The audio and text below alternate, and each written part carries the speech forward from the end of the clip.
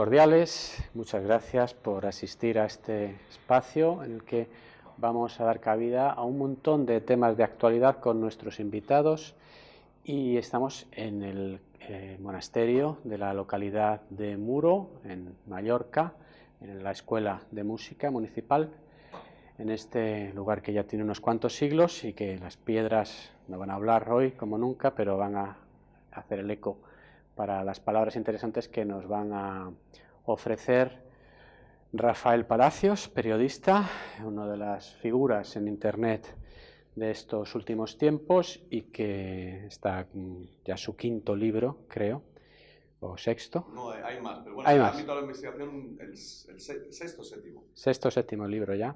¿Cómo se titula el último libro? Principios para el Nuevo Mundo, la ruta hacia el paraíso. Ajá. Ahora nos hablarás un poco de la obra y de todo lo que ha supuesto las presentaciones, porque este es un libro recién salido, ¿no? Sí, en diciembre lo terminé. Diciembre, hace un mes y poco. Sí, bueno, un poco después de toda esta época de conspiración o conspiranoia, de sacar todo esto a la luz, toda esa mentira que estaba tapado durante siglos, pues consideré que ya había, bueno, ves el tiradero hoy en día y ya la conspiración es la noticia real, digamos. Entonces, pues ya estaba un poco harto de tanta negatividad y quería ya empezar a proponer cosas y bueno, pues la vía que he encontrado para hacerlo es a través del lenguaje, que es, bueno, mi arma, ¿no? Como soy periodista, como tú.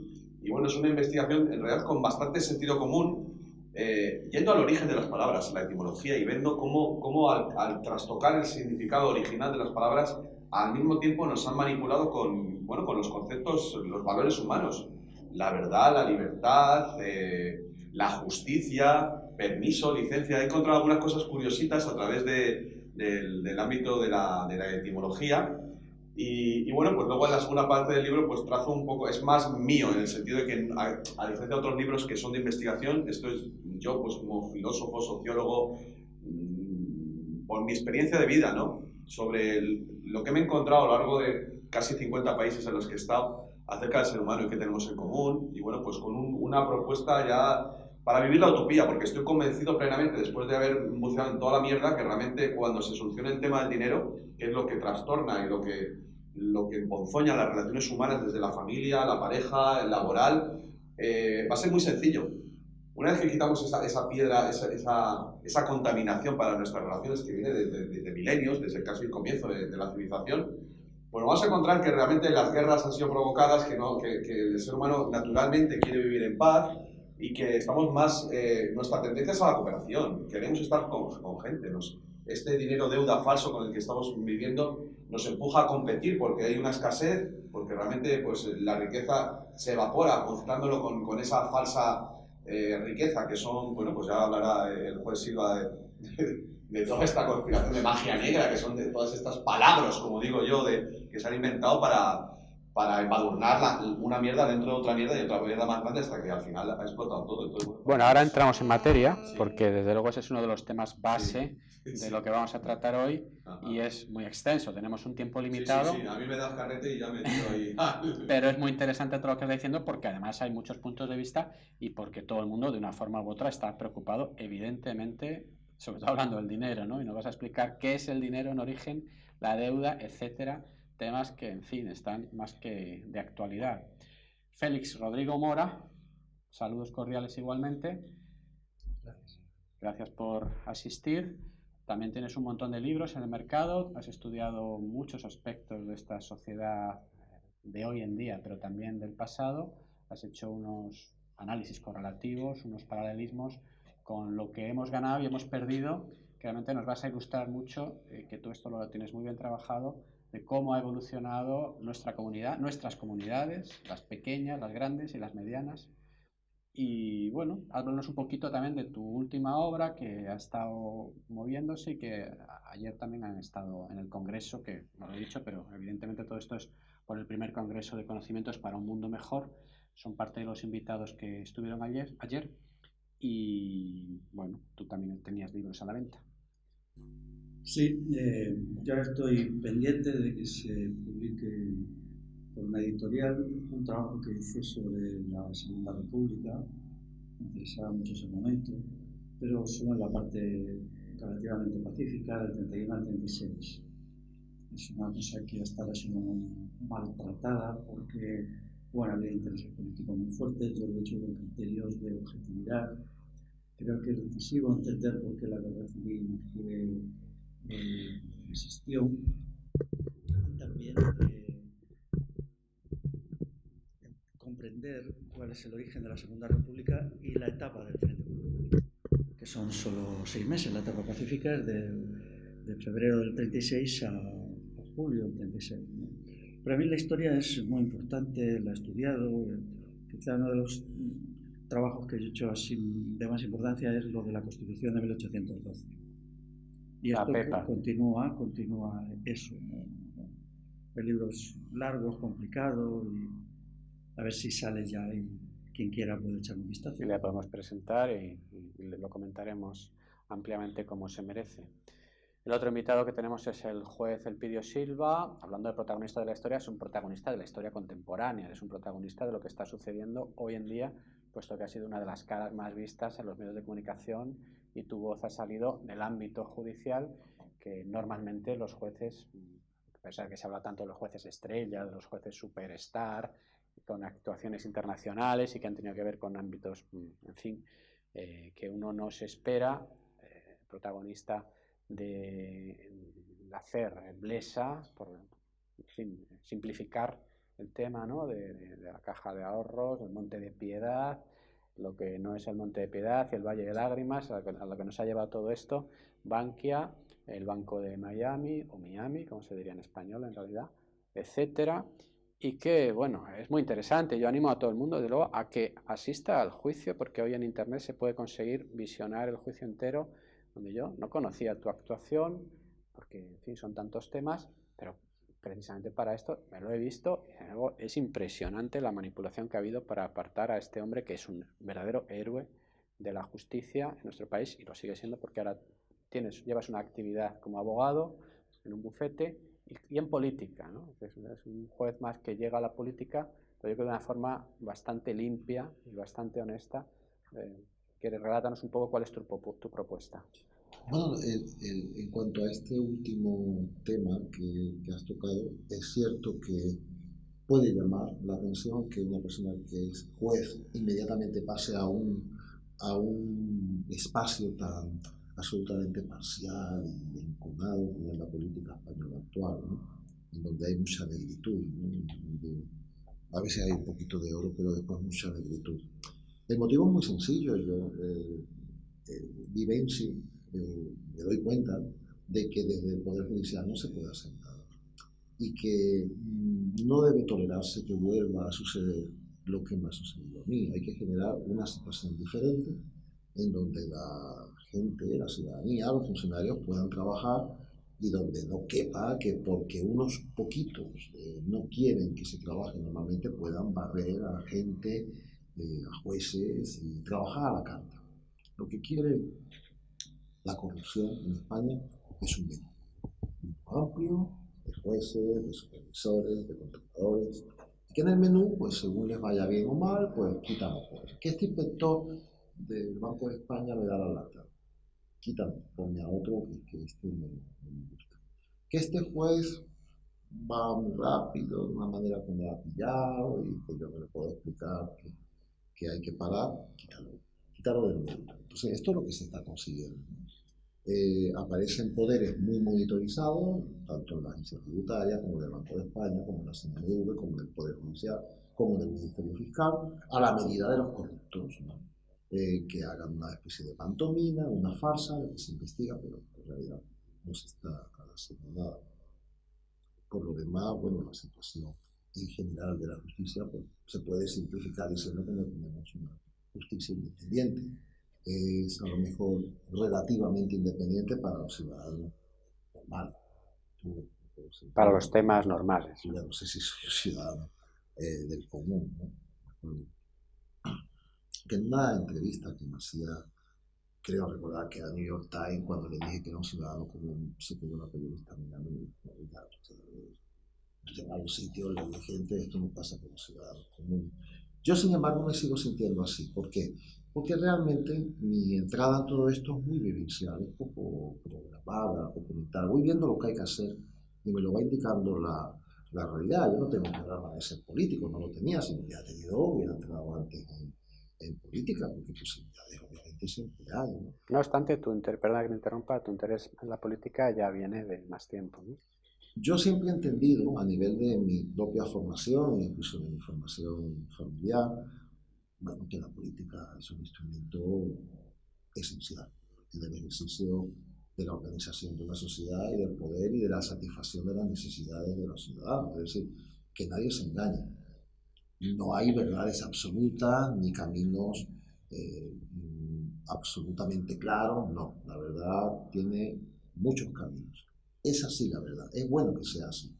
Y es importante estar en política porque la política va a permitir que la verdad no se desajuste hacia una franja de la población, dejando a otra totalmente abandonada, que es lo que está pasando en España. Es decir, yo no veo mal que obviamente se ejecuten hipotecas cuando no se pagan. Yo esto no lo veo mal.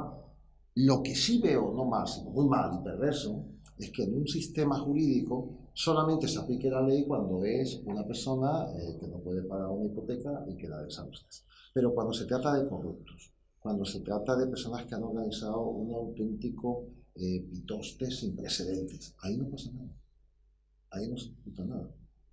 No hay ninguna prisión, no hay ninguna intervención clara de bienes. Yo tengo un matiz que hacer, si me permites, al hecho en sí de la hipoteca. Ahora que sabemos que los bancos prestan dinero que no tienen, que se generan a través de la deuda directamente, yo me cuestiono la legitimidad de que alguien te haga devolver algo que no existía, que no tenía una vida antes o sea, si yo te presto mi Black & Decker, tú me tienes que devolver la Black & Decker. Ahora, si yo te presto la promesa de una Black & Decker, yo no sé si tú no tienes ninguna obligación de devolvérmela. Entonces, estamos hablando, es que sí, es uno, el origen del dinero en sí es uno de los, complicado. de los revitruecos del sistema. El hecho de que los bancos tengan la capacidad, la legitimidad de prestar dinero por el tema del coeficiente de caja que no tienen, si eso realmente es una obligación. Si hay una obligación moral de devolver ese dinero, y máxime, sobre todo, cuando encima les hemos rescatado nosotros como ciudadanos. Sí, por supuesto. Si tienen que cumplir una función social, no la han cumplido y encima les rescatamos, digo, ¿qué obligación moral tiene esa persona de devolverle la casa a alguien que eres tú mismo? O sea, de alguna manera, la propia ciudadanía, entendiendo, si entendemos que el Estado representa a la ciudadanía, cosa que habría que poner en tela de juicio, se está expropiando a sí misma. Entonces, ¿qué es lo importante ahí? ¿Una entidad que sabemos que está en bancarrota o una persona que necesita esa casa? Yo ahí no, vamos, y que está la Constitución. O sea, es que yo no sé por qué no nos vamos a la Constitución y vemos el artículo del derecho a la vivienda. Claro, claro. Sí, ¿Y cómo anteponemos uno sobre otro? Sí, era lo que yo iba a plantear ahora, ¿no? Porque si terminas con tu exposición. Con ocasión de lo que comenta Rafael, es verdad que aquí se plantea un problema jurídico, bueno, que desgraciadamente es un poquito técnico. Voy a intentar comentarlo, ¿no? Yo puedo vender algo que no tengo. Es decir, yo, por ejemplo, puedo vender 1000 kilos de trigo si no los tengo. En los sistemas jurídicos este es un tema más complicado de lo que parece. Vamos a imaginar que yo vendo 1000 kilos de trigo y no los tengo todos. La compraventa, por ejemplo, en España, no requiere la entrega de la cosa. Los contratos se perfeccionan por el mero consentimiento. No tiene que ser el propietario. En el momento en que consiente la compraventa, no tiene por qué ser propietario del trigo. Lo que yo quiero es que cuando yo le digo que me lo entregue, el mes que viene, me lo entregue. Sea propietario. ¿Por qué? Porque en los contratos, en el sistema latino, a diferencia del sistema alemán, que está más cerca de lo que planteas, aunque con el tiempo tampoco ha evolucionado y ya más o menos están todos en la misma línea, los contratos son obligacionales. ¿Qué quiere decir esto? Yo me obligo a hacer cosas para ti, como consecuencia del contrato, ya sea el préstamo, la compraventa, el usufructo, el arrendamiento.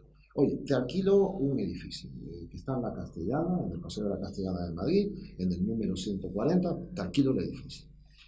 Cuando yo voy a ocupar el edificio como arrendatario, lo que me interesa es que esta persona tenga los poderes suficientes para cederme la propiedad. Y puede que no la tenga. Y sería básico, sería válido, según cómo se haga el contrato. Es decir, alguien puede decir, bueno, yo cuando consume este contrato de arrendamiento, voy a llegar a un acuerdo que ya tengo muy avanzado por precontrato, un acuerdo de joint venture, que quiere decir una sociedad que creas para eso, sí. con el propietario, y le digo, tenemos esto, hay un alquiler tremendo, van a pagar muy bien, y en ese momento se crea la joint, a mí me constituyen un gestor, o me ceden los derechos de alguna manera, y esa sociedad o esa persona ocupa el edificio. Eso es válido. Vamos al préstamo. ¿Puede prestar dinero quien no lo tiene? Que es lo que él ha planteado, es decir, que sería lo mismo que decir. ¿Puede vender una casa quien no la tiene? ¿Puede alquilar una industria quien no la tiene? Así sistemáticamente. Sí, en el sistema jurídico tendríamos que cambiar todos nuestros sistemas jurídicos, pero eso nos llevaría a una situación... ¿Pero todos tenemos esa capacidad o solo unos pocos? Solo los bancos. No, todo el mundo, lo acabo de explicar. Tú podrías vender una casa que no la tenga, lo único que tienes que advertir en el contrato de compraventa es que todavía no la tienes. Esto sí se lo tienes que aclarar al comprador. Y que te comprometes a tenerla el día de la entrega, o que te comprometes a alquilarlo y entregarle. Una cosa es el contrato de alquiler, el contrato de préstamo y el contrato de compraventa, y otra cosa es que te entreguen la cosa. Son dos momentos distintos. El momento del contrato es cuando lo haces, el contrato lo firmas, las partes consienten en las obligaciones estipuladas en el contrato y están de acuerdo. Ahora nos quedamos esperando. Hombre, también acabe un contrato de entrega inmediata. Es decir, tienes aquí un teléfono y te lo doy, pero los sistemas jurídicos no han funcionado así.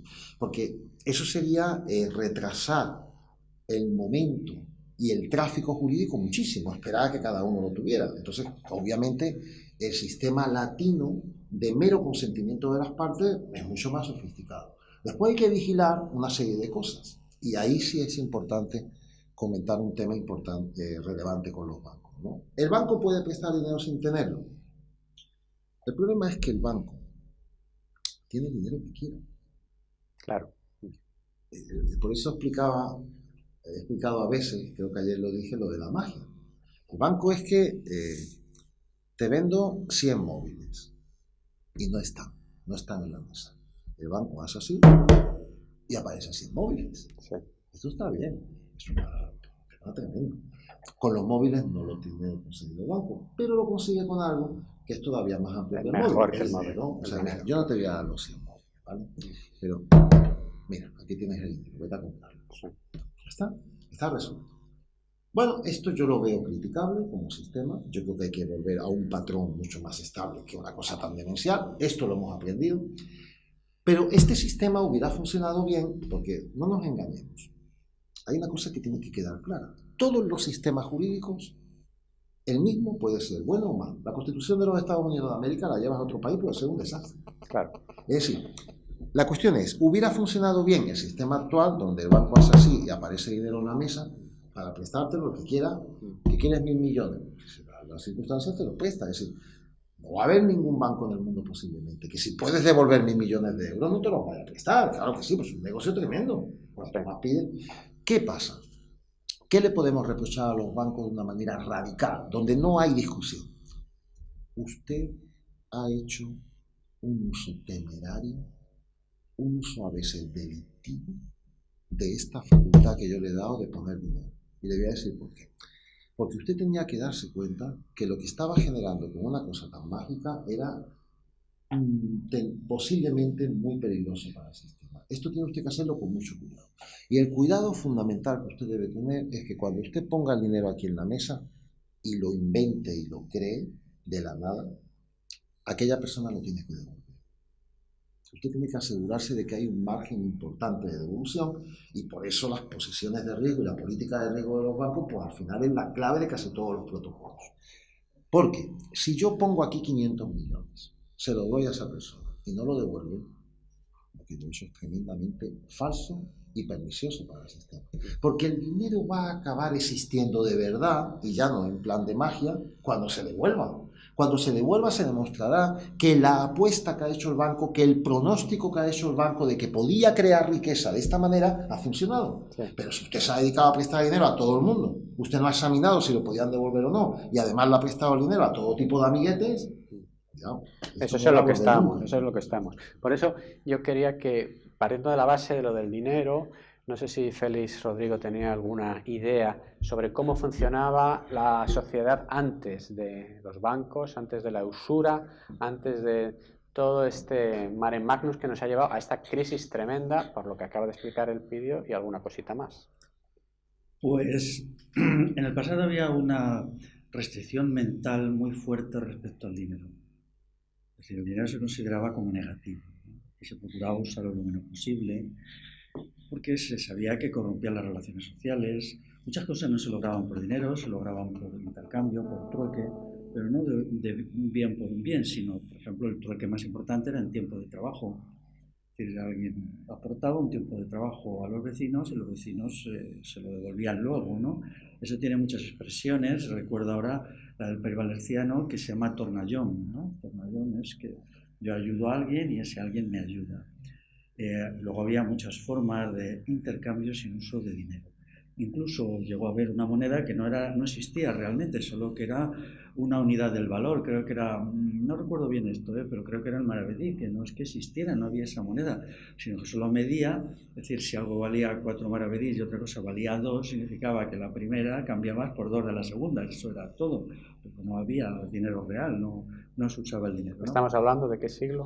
Pues eso todavía existía en el siglo XVII. El gran momento de monetización de la sociedad es el siglo XVIII y luego sobre todo el siglo XIX, ¿no? Ahí es cuando hay un gran impulso, ¿no? Es verdad que existía dinero, pero existían las alturas, en las esferas. Para la gente normal, muy Y probablemente... existían, perdona, los prestamistas a nivel de estados también, ¿no? Pero eso que iba a decir, que existía el dinero como función de las instituciones, pero la persona normal podía desenvolver su vida con normalidad casi sin hacer uso del dinero, ¿no? Había sectores que sí, por ejemplo, se usaba más el dinero en una ciudad, pero en las aldeas muy poco, ¿no? Claro. Por ejemplo, en el sistema de la vivienda, que aquí se ha hablado tonto, quería citar el Foro de Cuenca, que es un documento jurídico construido por el vecindario en el año, me parece, 1188, es a finales del siglo XII. Es un foro ya extenso. Entonces ahí explica un poco cómo se hacía allí lo de tener una casa. Cualquiera que tuviera la vecindad en Cuenca, cualquiera que se avecindara, que eso era una cuestión que se iba ante el Consejo de la Ciudad y se decía, quiero ser vecino. Se levantaba la mano, vale. Tenía derecho a tener todo esto sin pagar nada. Un solar, podía sacar madera para construir la casa, para las vigas, piedra y barro y yeso para hacer la casa, y luego se incluía en las relaciones de ayuda mutua y de cooperación que le permitían hacer la casa. De tal manera que si él tardaba un tiempo en hacer la casa, más o menos se apuntaba mentalmente quién le había ayudado. Entonces era un sistema no monetizado que se basaba en la propiedad comunal de los elementos de la construcción y luego en los sistemas de ayuda mutua que eran súper complejos. Para el siglo XX todavía yo leí un libro que hablaba de 200 sistemas de ayuda mutua, muy variados, los había muy sofisticados, otros más simples, pero si nos remontamos más adelante podían haber quizá miles de procedimientos de asistencia mutua. Y entonces, claro, en este punto es donde interesa saber cuál es el origen del dinero y cuál es la manera en la que el dinero ha tomado cuenta, y nunca mejor dicho, de nuestras vidas en esta evolución que quizá coincide, Félix, con la Revolución Francesa, ¿no? Es decir, a partir de ese momento cambian las estructuras del Estado, cambian... Poco antes. Yo creo que el momento clave es paradójico, pero esto lo generamos nosotros. Esto lo explica bien relativamente Ramón Caram, ¿no? Cómo Holanda, cuando gana la guerra en los Países Bajos, es la primera sociedad capitalista. A ver, hay que matizar. ¿De qué época estás hablando? Estamos hablando del siglo XVII. Aunque ya las ciudades italianas, antes esto lo explica muy bien. Bueno, el origen del banco es Venecia, ¿no? Ander Heller lo explica muy bien, de lo que es el Renacimiento.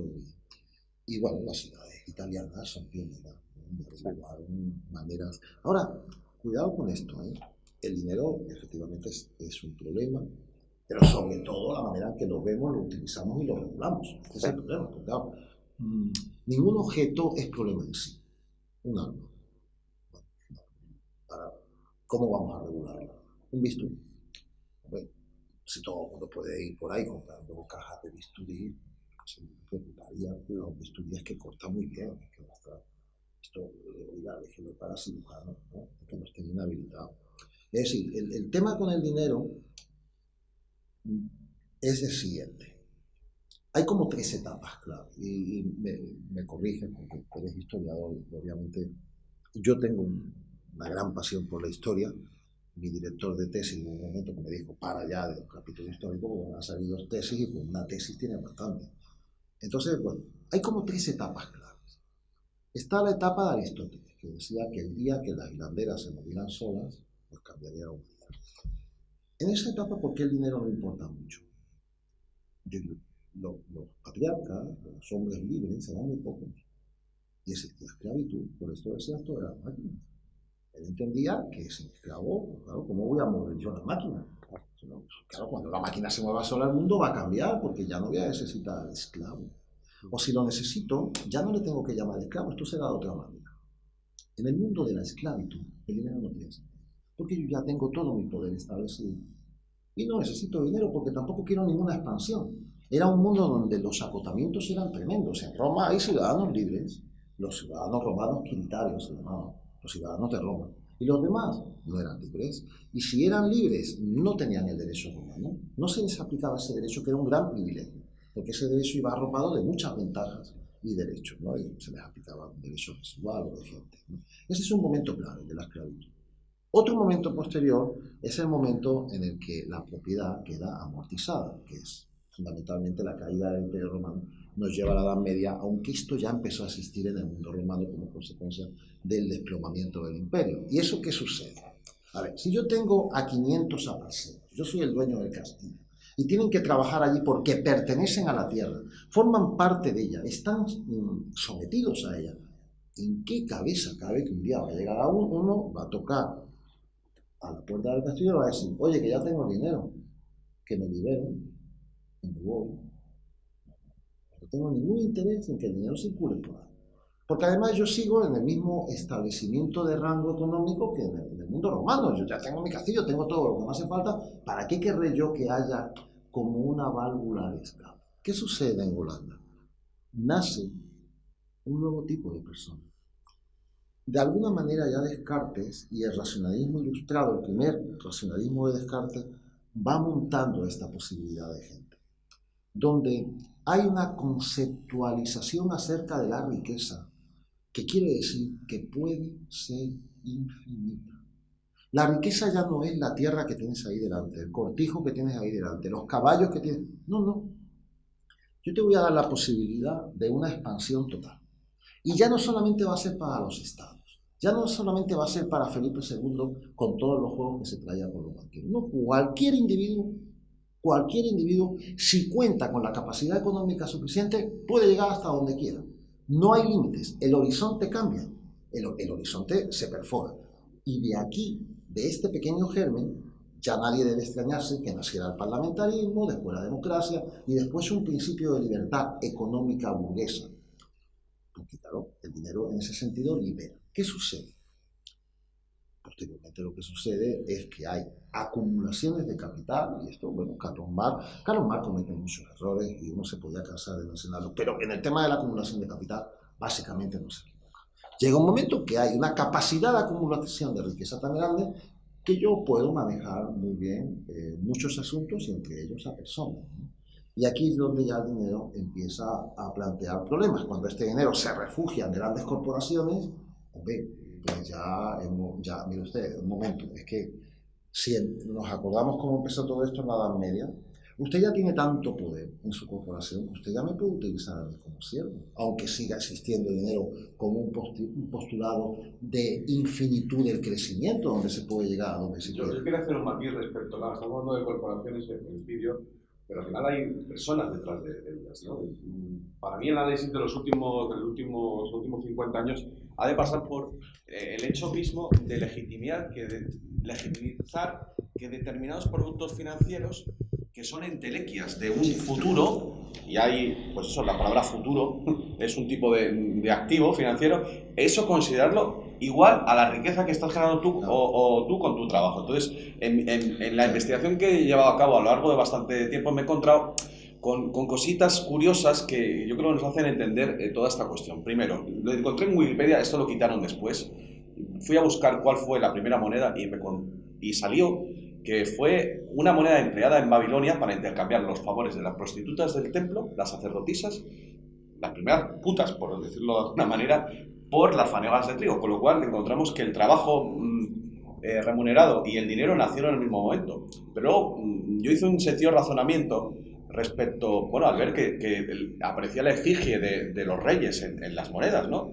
Que tenían realmente ellos la capacidad de emitir la moneda, y esto está codificado en el Deuteronomio 23, bueno, pues que Yahvé le dio ese poder de la usura, que es en sí mismo la creación del dinero. Y viendo cómo después de que cayó el Imperio Romano, del César pasó esa capacidad al Papa, se quedó en Roma. Y encontré un gran hallazgo también etimológico con la palabra regalía, que yo no sabía muy bien lo que significaba. Me sonaba una palabra de la Edad Media que creía entender que significaba... Se usa hoy en día también. Sí, pero a mí me sonaba a un beneficio. Entonces lo que me encontré... Es el royalty. Es que tenía que ver... todo esto tenía que ver con la facultad de emitir la moneda. Y la conclusión era que fue el poder de la emisión de la moneda pasó del César al Papa. De ahí que los reyes se persignaran delante del Papa, porque el Papa les daba la capacidad de emitir la moneda. Y ese es el origen un poco, bueno, del real sometimiento de esos reyes cristianos al Papa. Qué curioso que hay determinados países protestantes como Suiza, Dinamarca, Inglaterra, Noruega, las monarquías, que además del jefe de Estado, al margen de ser el jefe de Estado político, es el jefe de la Iglesia. Con lo cual yo ahí entendí bastante cómo ha estado ligado esos dioses que se creían esos reyes que se creían dioses, como el dios Sol, el rey Sol, perdón. Y bueno, cómo ha ido evolucionando a partir de esa moneda que todavía estaba relacionada con el oro y que dio una estabilidad al precio de las cosas, que ese es el origen de toda nuestra esclavitud y de las deudas, hasta que el año 71-73 se abole el patrón oro por parte de Nixon, nos llega la crisis del petróleo, aparece el petrodólar y a partir de ahí, bueno, realmente la burbuja ha empezado ahí. Y luego ese momento del año 98, que ha quedado documentado porque ha aparecido el documento de la OMC, de la Organización Mundial del Comercio, si mal no recuerdo, eran Larry Summers y Rubin, que estaban en el Tesoro americano, en el que ellos ya programaron la fusión de la banca de los ahorradores y la banca de inversión, y a partir de ahí ya nos vino el corralito argentino y todo este desbarajuste que a mí me gustaría recordar al filósofo asturiano Gustavo Bueno, que yo le vi en el año 98-99 en el Escorial, en unos cursos de Sánchez Dragó, y me acuerdo que el señor, que fíjate ya era mayor ahí, ya habló del casino de la bolsa. Es que es una pérdida. Yo me estoy dando cuenta ahora con este programa, la pérdida que hemos tenido del programa La Clave, y programas en los que se hubieran podido contar las cosas. O sea, imagínate si a Gustavo Bueno le hubieran dejado hablar en el año 98, que claro, con un conocimiento tremendo. Le apartaron, ese hombre le apartaron. Habló bastante, Habló bastante, pero sí, bueno. Sí, pero ha sido, yo en aquel momento no entendía. Yo me quedé con lo que es un casino, pero él lo documentó. Estaba muchos años por delante ese señor de lo que luego ha ocurrido. Y bueno, el momento en el que nos encontramos ahora, que es el de un colapso del suministro del dinero, del cual, pues bueno, tenemos que salir, pues a mi modo de ver, con un jubileo como en la antigüedad y el comienzo de un nuevo dinero basado, o sea, con un... Hay gente que está hablando de la economía del bien común, bueno, pues con un sentido social y no para beneficiar a unos pocos. Y para terminar este tema, porque tenemos que pasar a otra cosa, ¿qué es la deuda brevemente? Pues la deuda yo creo que es un fenómeno satánico. Fíjate lo que te digo. La deuda es la esclavitud. La deuda tiene una resonancia espiritual y es lo que... Una persona que está endeudada no puede ser libre. Bueno, de eso se... Sí, bueno, eso es lo que explicó el vídeo. Era eso, ¿no? El esclavo pagaba la deuda y podría ser libre. Había una capacidad, ¿no?, en la antigua Roma para comprar tu libertad. Claro, le podía liberar a alguien. El esclavo era muy difícil de ganar. Porque si el esclavo se podía liberar pagando, pues estoy muy interesada para nada, para quitar. Yo insisto, a ver, el tema del dinero como el tema de la permuta son temas que dependen del contexto político y económico donde se pasa. Imaginemos que el dinero es una verdura. Pues a ver en qué olla lo vas a hacer y cómo lo vas a conseguir. Una sociedad en permuta puede ser una sociedad muy asfixiante, donde yo no me puedo liberar. Una sociedad donde no cabe un valor de cambio. El concepto de valor de cambio ligado al dinero es un concepto que no es dinero. El dinero es una representación de unos pronósticos. Cuando yo pongo aquí un billete de 500 euros, de alguna manera, Desde el punto de vista del Estado emisor, lo que estoy garantizando es que es verdad. Es verdad que ese billete puede servir para generar en régimen de valor de cambio de una sociedad, compra, riqueza y tal, y que yo como banco de alguna manera voy a responder, ¿no? Es evidente. Esto tiene que ver con algo que después se respalde, porque si no es papel solamente. Yo creo que el dinero en sí puede estar en la clave del problema, pero para entender por qué está en la clave del problema hay que entender qué está sucediendo. ¿Por qué se plantea este tema que es reciente relativamente de los instrumentos financieros? ¿Qué es lo que está pasando? Bueno, no es fácil de explicar. Yo voy a dar mi versión, que no es una versión absolutamente mía, más o menos tiene una cierta difusión.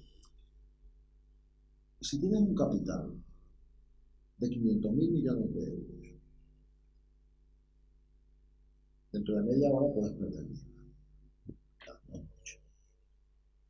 Pero que en media hora pierdas 10 millones igual no te pasa nada. ¿Quieres que ese capital de 500.000 millones de euros siempre esté impecable, con la misma capacidad de posicionamiento?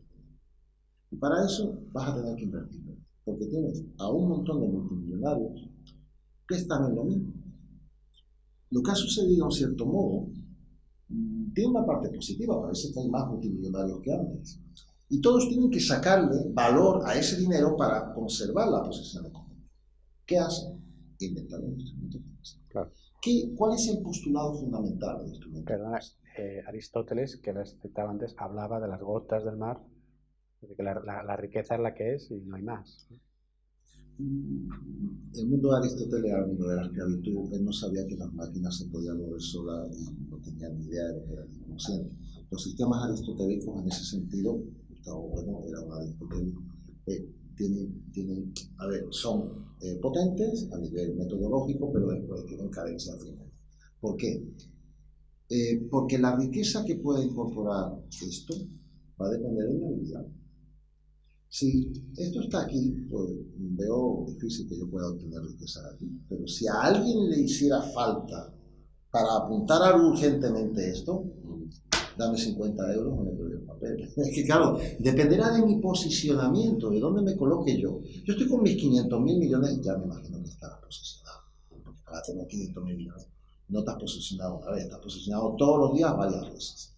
Pero quieres mantener, porque no es una cuadra de caballos, no es un cortijo, no, es algo de puro potencial, que va a depender de lo que hagas con eso. Porque queremos el dinero para hacer cosas, y al hacer esas cosas transformamos ese valor. Claro que la riqueza, por supuesto que se transforma.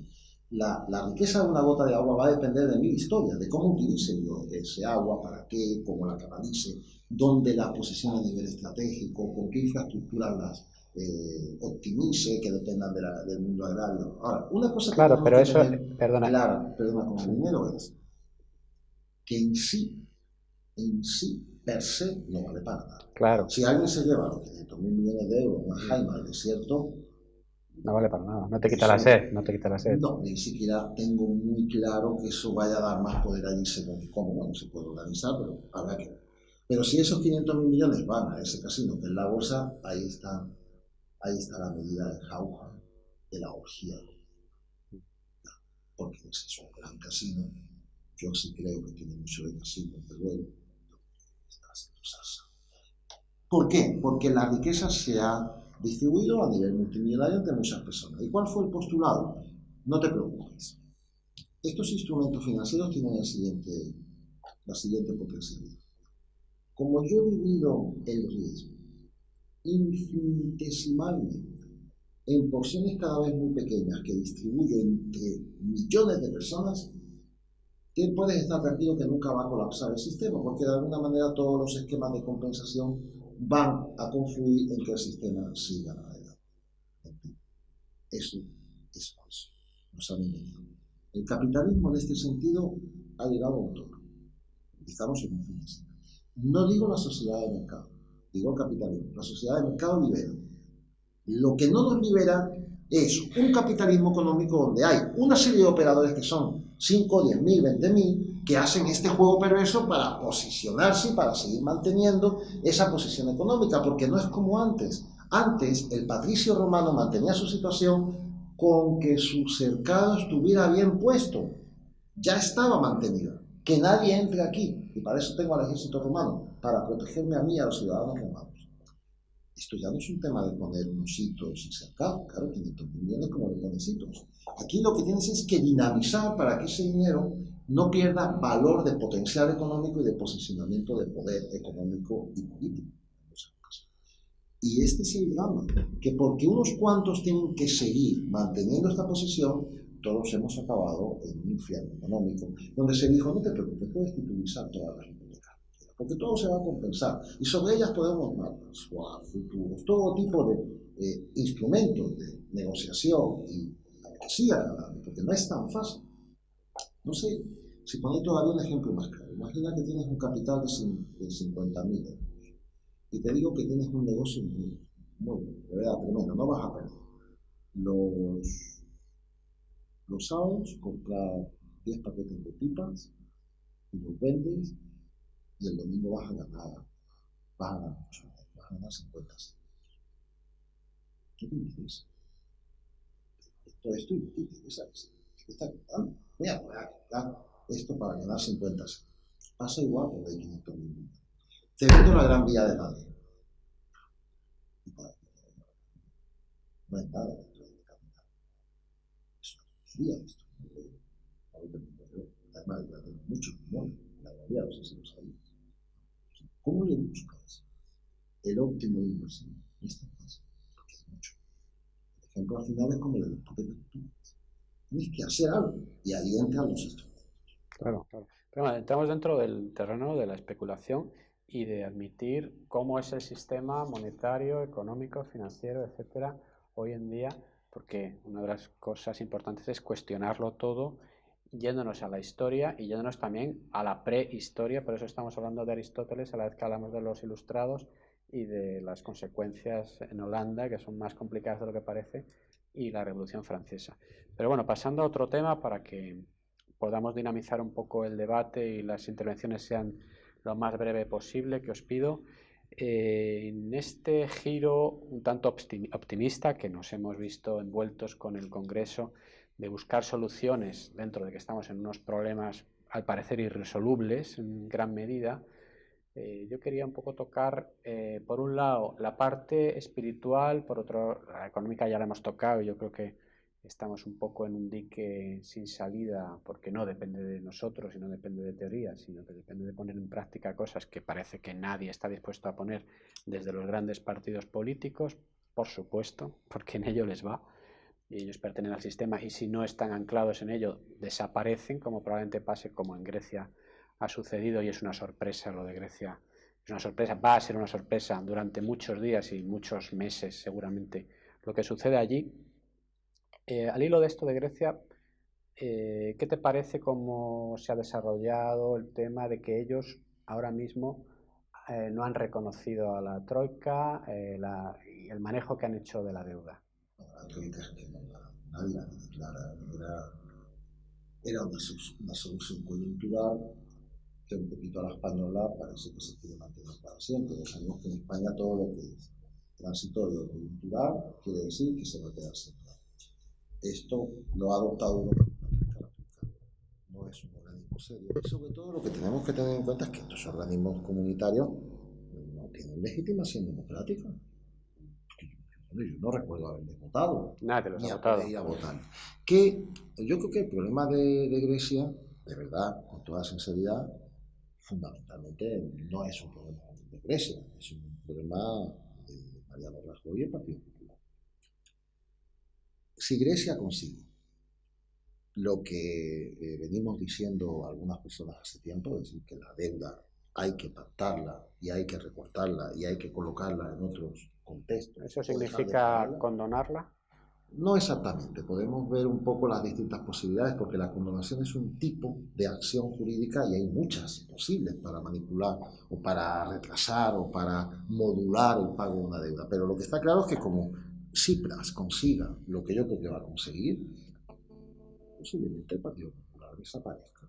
Porque yo no sé qué ciudadano, cuando un ciudadano del Estado español diga, un momento, aquí tengo a un presidente del Vamos a hablar de gobierno, los 26.000 millones. claro, que me ha contado que había que hacer todo esto. Sí. Porque, bueno, había que hacer un poco lo que dijera Merkel. Bueno, y ahora resulta que no. Sí. Que un Estado pequeño, Grecia no es de los grandes Estados de la Unión, En menos en el de- sentido de pegada institucional. En menos de una culturalmente, cuarta parte Ahora España. resulta que llega aquí Grecia, llega alguien con la legitimidad ciudadana suficiente, con la consistencia suficiente, con un postulado claro de luchar contra la corrupción y tal. Oye, lo dicho, no, esto se negocia, no pasa nada y hay bonos perpetuos o las distintas fórmulas que se articulen, porque vamos a hablar claro, la manera en que se haga puede perjudicar a Alemania, hay que modular mucho, pero lo que está claro es que el problema será para los que han propugnado todo este esquema de recortes que nos ha arruinado todo, porque bueno, vamos a ver, por ejemplo, desahucios, ¿por qué no se ha hecho un decreto extraordinario del artículo 86 de la Constitución de suspensión de los procedimientos de desahucio? No lo entiendo. Sí. Si esto, si usted está... Ahora pasamos a los desahucios, ¿no? Yo quería hacer un matiz sobre la legitimidad del acreedor, en este caso de esa troika y del FMI. Es que no sé si la gente sabe que Estados Unidos no está pagando su cuota del FMI.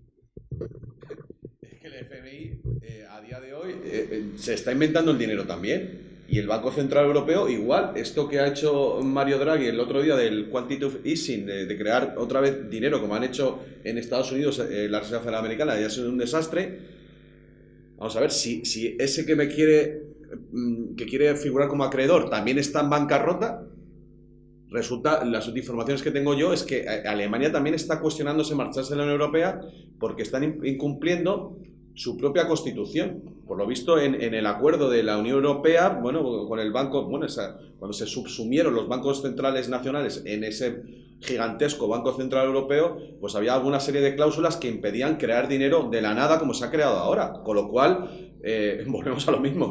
Esto es una maraña de acreedores que a su vez son acreedores de otros. ¿Y dónde termina? ¿Dónde está la legitimidad de una entidad, organismo que dice haberte prestado algo que tampoco existía? Entonces, bueno, pues aquí vamos a llegar a ver quién es el poder que está detrás de todo esto. Y bueno, hay una información que quizás pueda parecer del ámbito esotérico, pero ha aparecido pues una familia de benefactores, la familia del dragón rojo, que corresponde a las familias ancestrales o una parte de ellas de la humanidad, que dicen tener un oro histórico preparado para avalar el cambio del sistema monetario. Cuéntanos. Y que parece, bueno, pues lo que está diciendo, aparece un señor que no aparece con la cara, pero son entrevistas muy largas en inglés y con una credibilidad absoluta, y parece que son los que están detrás del BRICS, de Brasil, Rusia, Sí. India, China y Sudáfrica, que como sabéis en los últimos semanas, meses, han puesto en marcha ya organismos paralelos a los hasta ahora internacionales, un banco de desarrollo, bancos de contingencias para salvar a países,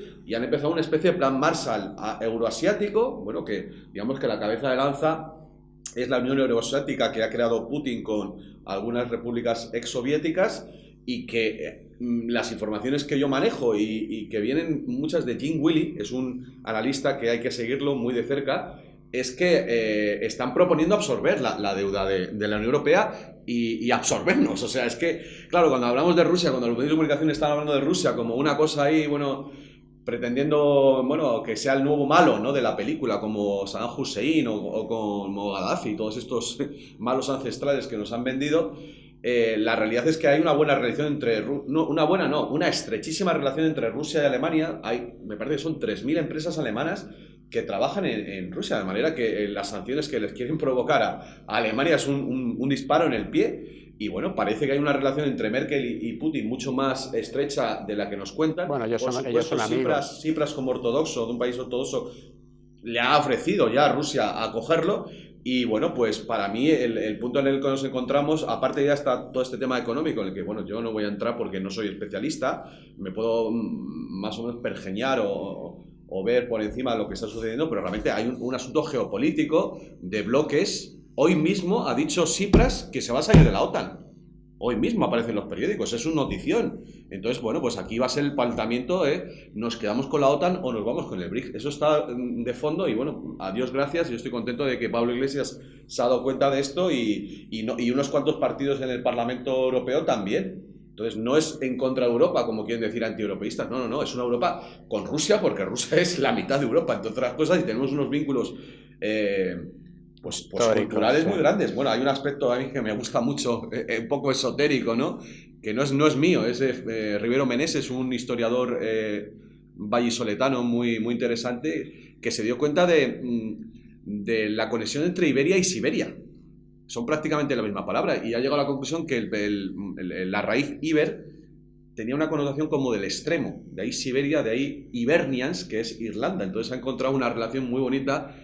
A mí me parece precioso, ¿no? Cuando me di cuenta de que realmente el continente empieza en Siberia y acaba en Iberia o viceversa, ¿no? Sí. Y bueno, pues yo estoy ahí bueno, hay que unirse al BRICS y a esos 170 países que están, los países no alineados, inspirando este cambio. Ahí habría que encontrar también la relación con el Tíber y con el Ebro, ¿no?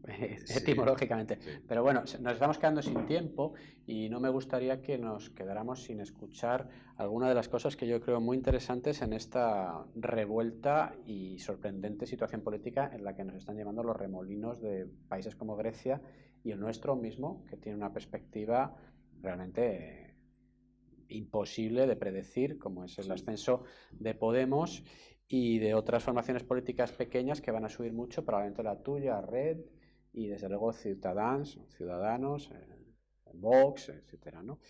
El vuelco político va a ser tremendo. Yo creo que hay partidos como el PSOE que ya han perdido prácticamente el sentido de ser, y lo digo con toda sinceridad, porque no hay otra manera, ¿no?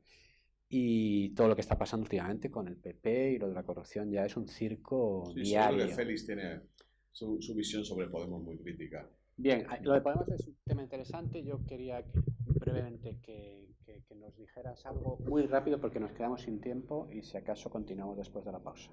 Quería decir que a mí lo que me interesa sobre todo son los pueblos, la gente común. Las instituciones por arriba o los bloques me interesan menos, ¿no? Cuando hay bloques en conflicto, yo pienso en los pueblos que están debajo de cada bloque. Y eso es lo que tiene que ser la preocupación principal, ¿no? Porque, bueno, los bloques van y vienen, son móviles, son cambiables, pero los pueblos permanecen y en definitiva son los que marcan las grandes líneas de la historia.